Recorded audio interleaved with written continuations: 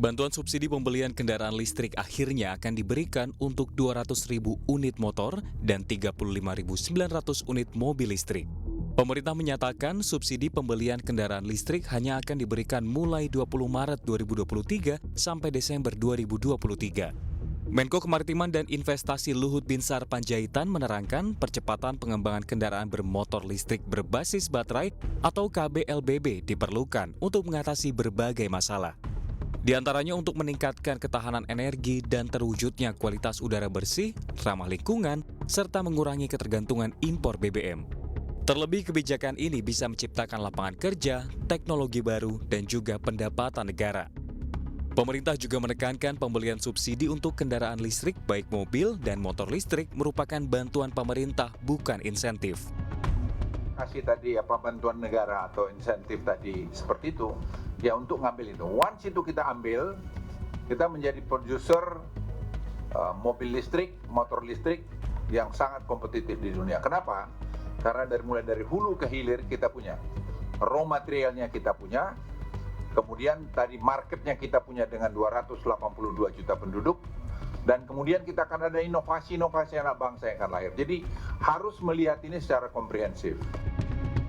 Pemerintah memastikan subsidi kendaraan bermotor listrik berbasis baterai akan tepat sasaran karena mewajibkan penyerahan nomor induk kependudukan atau NPWP. Hal ini dilakukan untuk mengurangi risiko pembelian lebih dari satu kendaraan.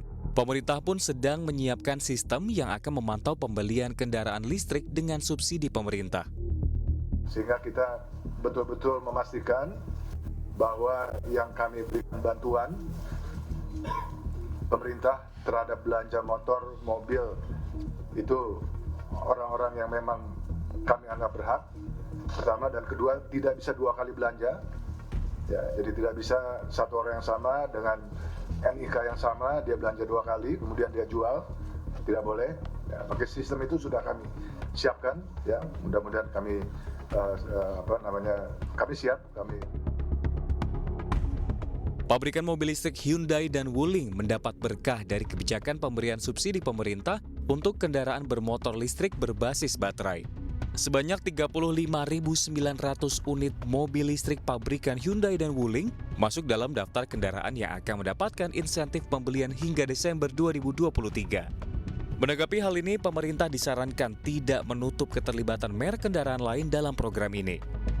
Hanya merek-merek tertentu yang diperkenankan atau yang akan didorong gitu untuk dipakai kendaraannya. Saya kira kita kalau sudah menunjuk kepada merek-merek atau pabrikan tertentu, biasanya kebijakan ini tidak berhasil. Karena apa?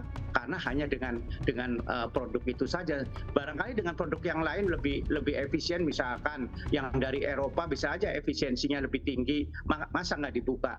Menurut saya sebaiknya jangan ditutup untuk pabrikan-pabrikan yang lain, untuk merek-merek yang lain. Soalnya kalau sudah ditutup nanti biasanya terjadi permasalahan, terjadi ya katakanlah ada orang yang curiga dan lain sebagainya.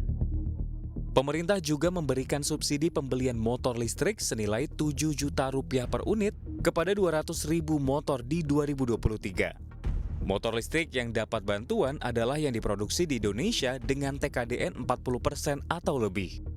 Bantuan diberikan dengan kriteria yakni produsen tidak menaikkan harga jual selama masa pemberian bantuan dan memiliki komitmen produksi di dalam negeri.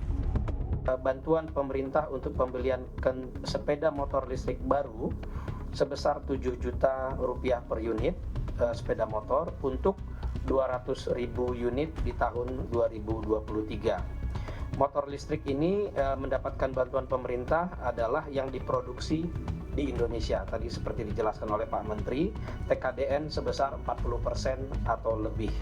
Produsen motor listrik yang memenuhi kriteria yang dipersyaratkan tidak menaikkan harga jual selama masa pemberian bantuan dan berkomitmen untuk memproduksi sepeda motor dalam jumlah tersebut. Selain motor listrik pabrikan, pemerintah juga memberikan subsidi untuk program konversi motor berbahan bakar fosil menjadi motor listrik. Subsidi ini diberikan kepada 50.000 motor. Namun syaratnya adalah program ini diperuntukkan hanya bagi motor dengan cc rendah. Menanggapi serangkaian kebijakan ini, ekonom Indef justru mewanti-wanti agar kebijakan subsidi pembelian kendaraan listrik bisa terintegrasi dengan kebijakan subsidi energi. Hal ini penting agar tidak ada subsidi ganda.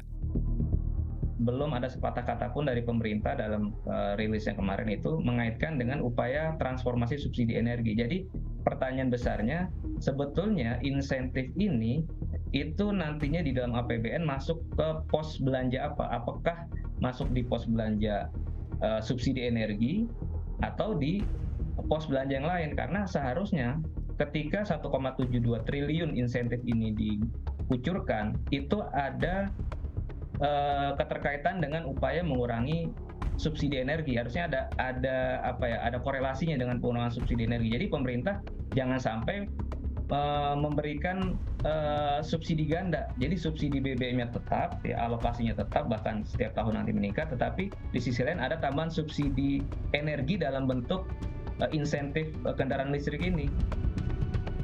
Insentif yang diberikan dan mulai berlaku bulan ini adalah penghapusan pajak penjualan atas barang mewah atau PPNBM bagi kendaraan listrik.